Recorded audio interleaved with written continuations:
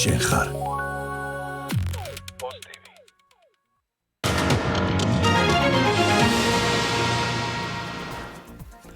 კიდევ ერთხელ მოგესალმებით პოზიტივის საინფორმაციო სამსახური აგრძელებს თქვენთვის მუშაობას მე ლევან წუწუნავა ვარ.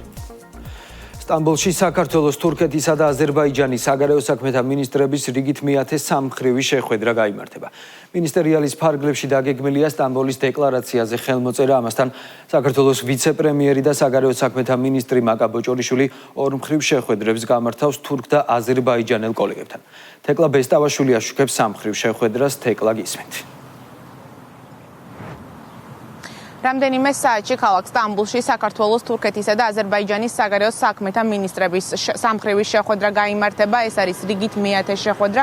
ფორმატი წლების განმავლობაში უკვე იქცა მნიშვნელოვან პლატფორმად. განსაკუთრებულ მნიშვნელობას კი იძენს ახლა რეგიონში უსაფრთხოების კუთხით არსებული გამოწვევების ფონზე. შესაბამისად, ბუნებრივია, რომ სამმხრივ შეხვედრაზე მთავარი განსახილველი საკითხი იქნება რეგიონში უსაფრთხოება და სტაბილურობა, ასევე ეკონომიკური თანამშრომლობის, ენერგეტიკის, სატრანსპორტო კავშირების გაძლიერება. უკვე ცნობილია ისიც, რომ შეხვედრის შემდგომ ხელი მოეწერება ერთობლივ განცხადებას, სტამბოლის დეკლარაციას, ასევე გაიმართება ერთობლივი პრესკონფერენციაც. მანამ სანამ იქნება სამმხრივი შეხვედრა, საქართველოს საგარეო საქმეთა მინისტრი გამართავს ორმხრივ შეხვედრებს თურქეთისა და აზერბაიჯანის საგარეო საქმეთა მინისტრებთან. მნიშვნელოვანი პლატფორმაა ჩვენს მეზობელ და სტრატეგიულ პარტნიორ სახელმწიფოებთან ორმხრივ და მრავალმხრივი მიმართულებით თანამშრომლობის კიდევ უფრო გასაღრმავებლად. შეხვედრის დროს განხილული იქნება რეგიონალური და გლობალური დაკავშირებადობის, სავაჭრო ეკონომიკური მიმართულებით, ასევე ენერგეტიკული უსაფრთხოების კუთხით და სხვა აქტუალური საკითხების მიმართულებით თანამშრომლობის გაძლიერების საკითხები.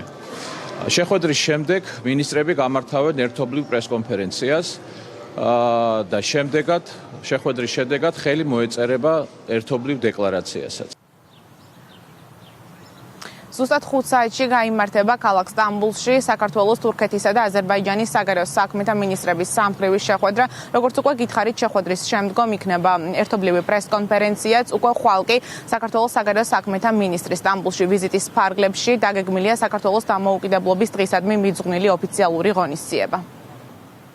მადლობა თეკლა ბესტავაშვილი საუბრობდა პირდაპირ ეთერში. სომხეთის ცენტრალური საარჩევნო კომისიის ინფორმაციით ნიკოლ ფაშინიანის პარტიამ არჩევნებში ხმათა 50%-მდე მიიღო. ამ ეტაპზე დათვლილია ბიულეტენების 90%-ზე მეტი. მეორე ადგილზეა ალიანსი ძლიერი სომხეთი 23%-ით. მესამეზე ყოფილი პრეზიდენტის რობერტ კოჩარიანის ბლოკი სომხეთი დაახლოებით 10%-ით. პარტიებისთვის დაწესებულ 4%-იან ბარიერს ლახავს კიდევ ერთი პარტია, აყვავებული სომხეთი. ადგილობრივი ცესკოს მონაცემებით დაფიქსირდა საკმაოდ მაღალი აქტივობა არჩევნებში 1,476,597 ადამიანმა მიიღო მონაწილეობა, რაც ელექტორატის 60%-ია. სომხეთის საგამოძიებო კომიტეტის ცნობით საარჩევნო დანაშაულების ფაქტებზე სისხლის სამართლის წარმოება 59 საქმეზეა დაწყებული. მათ შორისაა არჩევნებში ხელის შეშლა, ეგრეთ წოდებული კარუსელების სხვის ნაცვლად ხმის მიცემა, ხმის მიცემის საიდუმლოს დარღვევა, ტერაქტის შესახებ ცრუ ინფორმაციის გავრცელება. სომხეთის ანტიკორუფციული კომიტეტის ცნობით გამოვლინდა და განეიტრალდა ქრთამის მიცემის დანაშაულებრივი სქემები.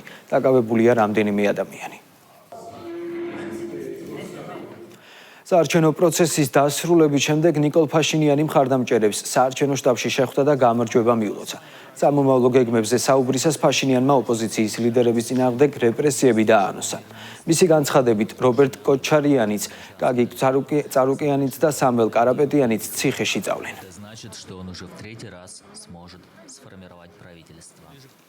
საქართველოს პრემიერ-მინისტრი ნიკოლ ფაშინიანს საპარლამენტო არჩევნებში წარმატებას ულოცავს. ჩვენი ქვეყნის მთავრობის მეთაური მზადყოფნას გამოთქვამს, გაგრძელდეს ორ ქვეყანას შორის მჭიდრო თანამშრომლობა სტრატეგიული პარტნიორობისა და მეგობრული ურთიერთობების შემდგომი გაღრმავებისთვის. გულწრფელად ვულოცავს სომხეთის რესპუბლიკის პრემიერ-მინისტრ ნიკოლ ფაშინიანს არჩევნებში მისი პარტიის წარმატებას. მოუთმენლად ველი ჩვენი მჭიდრო თანამშრომლობის გაგრძელებას, რათა გავაძლიეროთ სტრატეგიული პარტნიორობა და მეგობრული ურთიერთობები საქართველოსა და სომხეთს შორის ჩვენი ერების საკეთილდღეოდ. ეგრეთ წოდებულ ოპოზიციურ ალიანსში კვლავ მწვავე დაპირისპირება უთანხმოების მთავარი მიზეზი ისევ მიხეილ სააკაშვილია. სოციალურ ქსელში ერთმანეთს ამჯერად ანა წითლიძე და თამარ ჩერგოლეიშვილი დაუპირისპირდნენ. წითლიძე გვარამიას მძიმე ღალატში ადანაშაულებს. ახალის ლიდერს თამარ ჩერგოლეიშვილი გამოესარჩლა და ნაციონალური მოძრაობის წევრები მისთვის ჩვეული ლექსიკით მოიხსენია. საპარლამენტო უმრავლესობაში ოპოზიციის მძიმე მდგომარეობაზე საუბრობენ. როგორც ქართულ ოცნებაში აცხადებენ, არსებული კრიზისი მათ დესტრუქციულ ბუნებას კიდევ ერთხელ უსვამს ხაზს. ჩერგოლეიშვილი რომ გვარამიას ნაცებისგან იცავს, ეს უკვე ძალიან კარგი და ბევრის მთქმელია. ყოჩაღ გვარამიას ამდენი იწვალა და ბოლოს მაინც გადაცმულ ჩერგოდ მოგვევლინა, რადგან მხოლოდ ეს არგუმენტი შემორჩათ ღალატის დასაფარად. ღალატი მხოლოდ წასვლა არ არის. ღალატი მაშინ არის, როდესაც თანამებრძოლს ყველაზე მძიმე მომენტში ტოვებ, მის პოლიტიკურ კაპიტალს იყენებ, მის მხარდამჭერებზე პრეტენზიას აცხადებ და შემდეგ მათივე ხარჯზე საკუთარ პოლიტიკურ პროექტს აშენებ. მეგობრებო, ასეთია მონადშობილი, ხბომადიდებელი ბანდერლოგი. ეს ბანდერლოგები უარყოფენ ადამიანს, როგორც ასეთს, ადამიანის არჩევანს, მის თავისუფლებას, მათთვის ყველა პირუტყვია, რომელსაც ძალას ჭკუიდან გადასული პოლიტიკური ნარიმანი ანიჭებს. ამ ბანდერლოგების ლოგიკით, სააკაშვილმა შევარდნაძის რესურსი არალეგიტიმურად გამოიყენა, უნდა ჩაყოლოდა კორუფციის ჭაობში. ესენი ფიქრობენ, რომ ხალხი შემოაკლდათ, იმიტომ რომ აი ეს ფაქტორი სააკაშვილის სისხლიანი ხელების ფაქტორი მოქმედებს იმათ წარმატებას. და გარდა ამისა, ჩერგოლეიშვილს უნდა რომ გარკვეული ნიშა ქონდეს თავისი საკუთარი, სულ უნდოდა, მაგრამ წარმატება ნაკლებად ქონდა მასთან დაკავშირებით, იმიტომ რომ მაინც ერთია ნაცმოძრაობა, ეს არის კოლექტიური ნაცმოძრაობა, თავის წარსულით, აწყოთი და ალბათ მომავლით ერთმანეთზე არიან გადამტერებული და ყველაფერს აკეთებენ იმისთვის, რომ საკუთარი რეალური ნეგატიური სახე კიდევ ერთხელ საზოგადოებას მკაფიოდ დაანახონ. ეს არის ის მოცემულობა, რაც არის დამსახურება სრული უნიათობის, სრულად უუნარობის რაიმე ფორმით პოლიტიკურ სარბიელზე შედეგს მიაღწიონ, ერთმანეთს აბრალებენ სწორედ ამას, იბრძვიან პირველობისთვის იქ, სადაც აბსოლუტურად არანაირი მნიშვნელობა არ აქვს, ვინ არის პირველი და ვინ არის მეორე, რამე თუ ეს რადიკალური პოლიტიკური ძალა არაფრის გამკეთებელი და არაფერი რეალური შედეგის მომტანი არ არის ჩვენი საზოგადოებისთვის. შინაგან საქმეთა სამინისტროს საპატრულო პოლიციის დეპარტამენტის თბილისის მთავარი სამმართველოს თანამშრომლებმა განსაკუთრებით დიდი ოდენობით ნარკოტიკული საშუალებებისა და ფსიქოტროპული ნივთიერებების ჯგუფურად უკანონო შეძენა შენახვისა და რეალიზაციის ხელშეწყობის ბრალდებით წარსულში ნასამართლები ორი პირი დააკავეს. სამართალდამცველებმა ბრალდებულების პირადი და საცხოვრებელი სახლის ჩხრეკის შედეგად სხვადასხვა სახის ნარკოტიკული საშუალება და ფსიქოტროპული ნივთიერება ამოიღეს, დანაშაული 20 წლამდიან უვადო თავისუფლების აღკვეთას ითვალისწინებს. პოლიციამ ბათუმში მომხდარი განზრახ მკვლელობის ფაქტი გახსნა დაკავებულია ერთი პირი, გამოძიება მას ცეცხლსასროლი იარაღის უკანონო შეძენა შენახვა ტარებასაც ედავება. უწყების ცნობით ბრალდებულმა ბათუმში ნაცნობ მამაკაცს ცეცხლსასროლი იარაღიდან გასროლით მრავლობითი ჭრილობა მიაყენა და შემთხვევის ადგილიდან მიიმალა. დაჭრილი მამაკაცი სამედიცინო დაწესებულებაში მიყვანამდე გარდაიცვალა. დანაშაული 15 წლამდე ვადით თავისუფლების აღკვეთას ითვალისწინებს. დედაქალაქის მერიის სოციალურ პროექტს საზაფხულო ბაღებში აღსაზრდელთა რეგისტრაცია დაიწყო. პროცესი 21 ივნისის ჩათვლით გაგრძელდება, რეგისტრაცია ელექტრონულად. თბილისის საბავშვო ბაგაბაღების მართვის სააგენტოს ვებგვერდზე წარიმართება, სადაც ხელმისაწვდომია საზაფხულო ბაღების სიაც. პროექტით სარგებლობა შეეძლებათ თბილისის ბაღებში რეგისტრირებულ 2-დან 6 წლამდე ასაკის აღსაზრდელებს. პროექტი, რომელშიც 54 საბავშვო ბაღი ჩაერთვება, ბიუჯეტიდან 4.645.000 ლარით დაფინანსდება. საზაფხულო ბაღებში წელს 3900 თანამშრომელი იმუშავებს.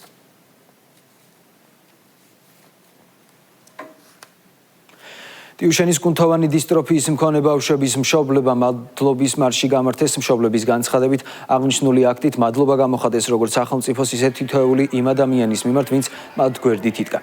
შეგახსენებთ, რომ პრემიერ-მინისტრმა ტიუშენის კუნთოვანი დისტროფიის მქონე ბავშვების მედიკამენტებით უზრუნველყოფის საკითხზე სამუშაო ჯგუფის შექმნასთან დაკავშირებით 4 ივნისს განაცხადა.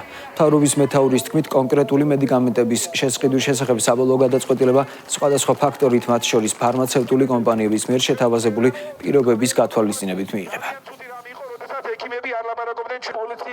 მაქსიმალურად ყველა ბავშვი იქნება ეს მედიკამენტები მორგებული. დიდი მადლობა ყველას, ვინც მიიღო.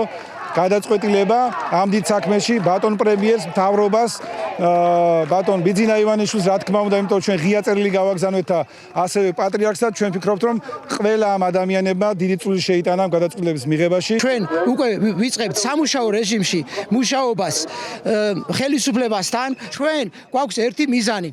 ჩვენი მიზანი არის ბავშვების გადარჩენა. ვშელობთ ისეთ საკითხებზე, როდის შემოვიტანოთ, რა გრაფიკით, რომელ კომპანიას დაუკავშირდეთ, როგორ დაუკავშირდეთ. სამების ტაძარში საყოველთაო ნათლობის 73 ეტაპი ჩატარდა. საქართველოს კათოლიკოს პატრიარქის შიო მესამის ნათლული 620 ბავშვი გახდა. ნათლობის დასრულების შემდეგ პატრიარქმა მრევლს ქადაგებით მიმართა და ნათლულები დალოცა.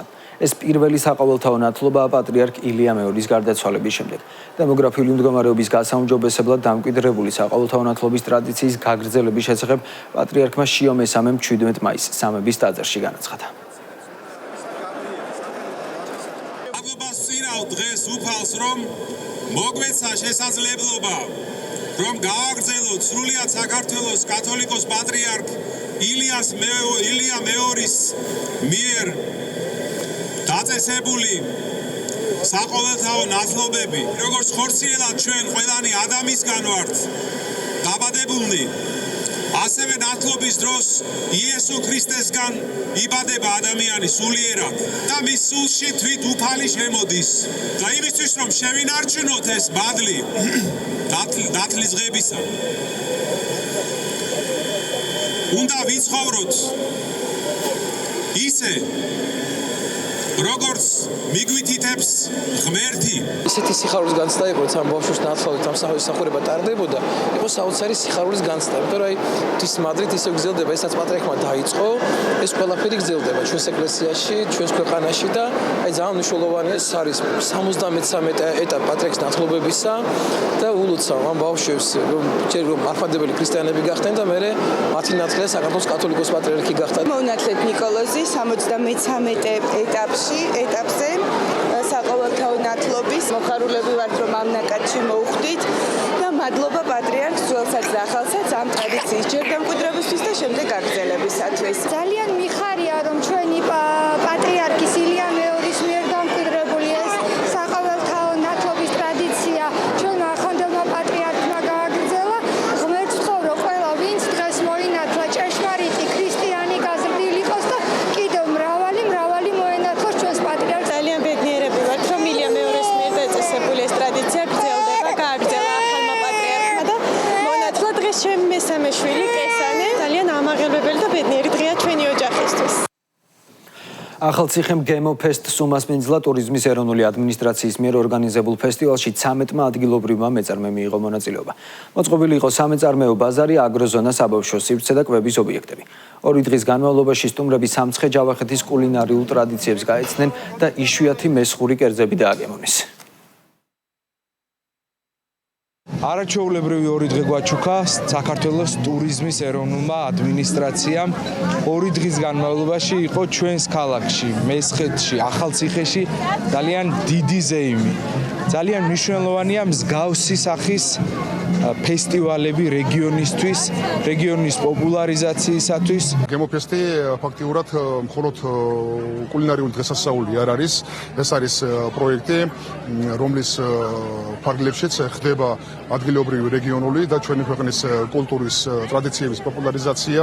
ასევე ეს არის ჩვენი ქვეყნის ისტორიის გახსენება და რაც ყველაზე მთავარი არის ერთგვარი ჩვენი ქვეყნის გასტრონომიული ტურიზმის პოტენციალის წარმოჩინება, რაც რა თქმა უნდა აძლიერებს ჩვენს ქვეყანას, აძლიერებს ჩვენი ქვეყნის რეგიონებს და აძლიერებს ჩვენი ქვეყნის რეგიონებში არსებულ ეკონომიკას. ძალიან ბევრი ადგილობრივი თუ საერთაშორისო მოგზაურია და უნდა აღინიშნოს, რომ გემოფესტი აქაც ახალციხეში, სამცხე-ჯავახეთში ძალიან წარმატებული აღმოჩნდა. განსხვავებული გემოებით, განსხვავებული გარემოთი, განსხვავებული სტუმართმასპინძლობით. ბევრი ქართული კერძი გაცოცხლდა, თავიდან აღმოცენდა და ძალიან ბევრმა ადამიანმა გაიცნო, როგორი არაჩვეულებრივი გასტრონომიული შედევრები გვაქვს ქართველებს და საქართველოს ყველა კუთხეს. მოკლედ ძალიან დიდი მადლობა. 2 წელია მონაწილეობა ამ ზეიმში და ფესტივალში და ვარ ძალიან ბედნიერი. რუსთავში ლისაბონის სპორტინგის საერთაშორისო კემპის აზეიმოდ დაიხურა კემპის მონაწილე სპორტსმენებს სპეციალური სერტიფიკატები გადაეცათ. 5 დღის განმავლობაში რუსთავის ახალ ტექნიკურ სტადიონზე 6-დან 16 წლამდე ფეხბურთელები ვარჯიშებს სპორტინგის აკადემიის მწვრთნელების მეთვალყურეობით გადიოდნენ. საფეხბურთო კლუბ რუსთავისა და რუსთაველი ჯგუფის მხარდაჭერით 2 გამორჩეული მოთამაშე პორტუგალიაში სპორტინგის აკადემიის საზაფხულო ბანაკში გაემგზავრება. Ქონდათ შესაძლებლობა დაახლოებით 70-მდე ახალგაზრდას და მოზარდს რომ მიეღო მონაწილეობა და მათ შორის სპორტინგის მწვრთნელებთან ერთად დაასწრებოდნენ მასტერ კლასებს ფეხბურთში. როგორც მოგეხსენებათ, ჩვენი ხელისუფლების ერთ-ერთ ყველაზე მნიშვნელოვანი პრიორიტეტს წარმოადგენს სწორედ სპორტის მხარდაჭერა. ისი ძალიან კარგი დადასტურებაც არის სწორედ აი იმ ბაზის მშენებლობა, რომელიც ცენტრალური ხელისუფლების მხარდაჭერის განხორციელდა რუსთავში და ასობით ახალგაზრდას და მოზარდს აქვს შესაძლებლობა რომ ამ განახლებულ და UEFA სტანდარტების საფეხბურთო ბაზაზე მიიღონ ეს საფეხბურთო ცოდნა და გამოცდილება. ძალიან ბედნიერები ვართ, რომ ამდენი გახარებული ბავშვის სახეები ვიხილეთ. არაჩვეულებრივი საბეჭდილებები გაგვიზიარეს ბავშვებმა და უკავშირი. ამ კემპმა ნათლად დაგვანახა თუ რაოდენ მნიშვნელოვანი არის ესეთი საერთაშორისო სტანდარტების გამოცდილების შემოტანა საქართველოში. ასეთი იყო ახალი ამბები პოზიტივის საინფორმაციო სამსახური თქვენთვის მუშაობა ზუსტად 13 საათზე გააგრძელებს.